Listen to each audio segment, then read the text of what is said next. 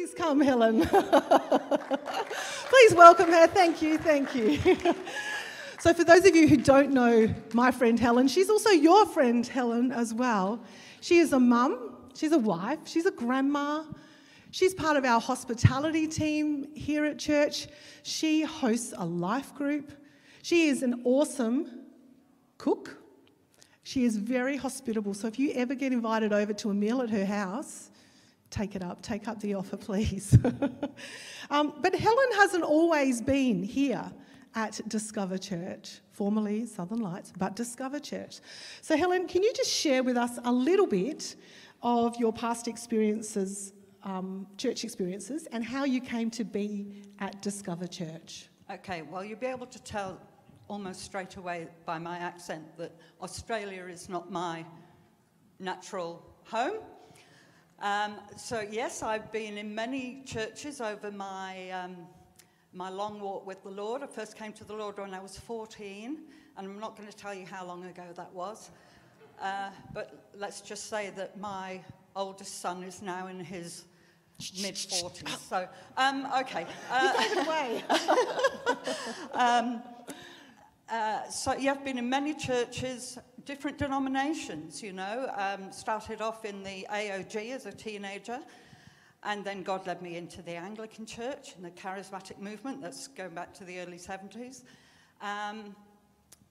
Into the CRC back here in Australia, and then about 5.5 years ago, having been living up in the country for some nearly 30 years or so, we felt, you know, sometimes doors close in your life and you know it's time that you move into a new season.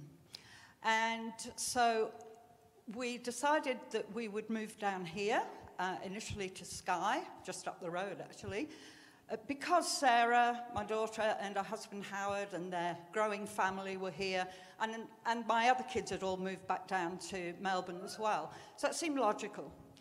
And then in deciding where to worship, I'd kind of been a looker in through the window of Southern Lights Church for decades.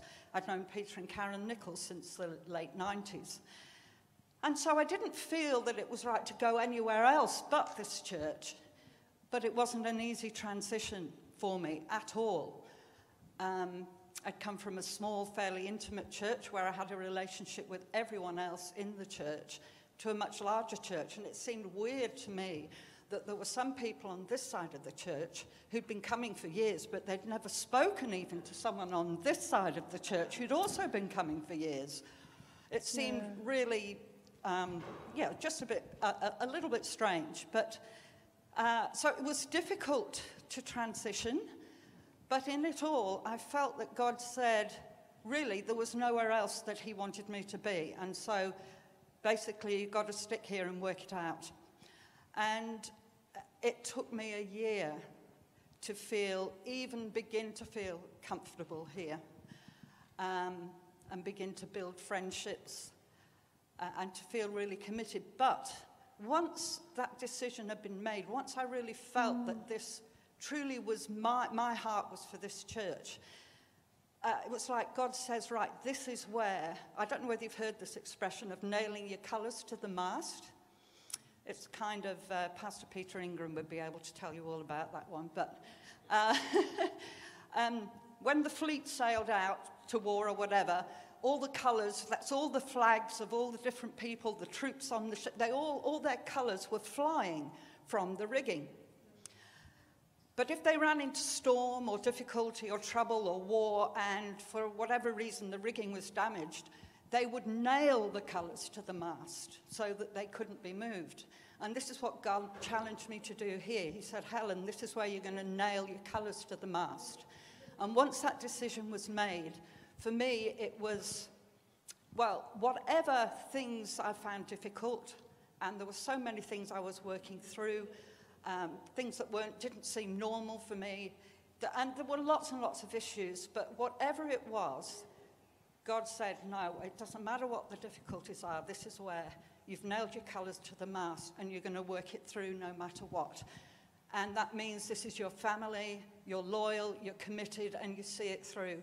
And 1 year, almost to the day that I first came to this church, I stood up here on this stage and I got my membership certificate and my truly terrible pen that never worked.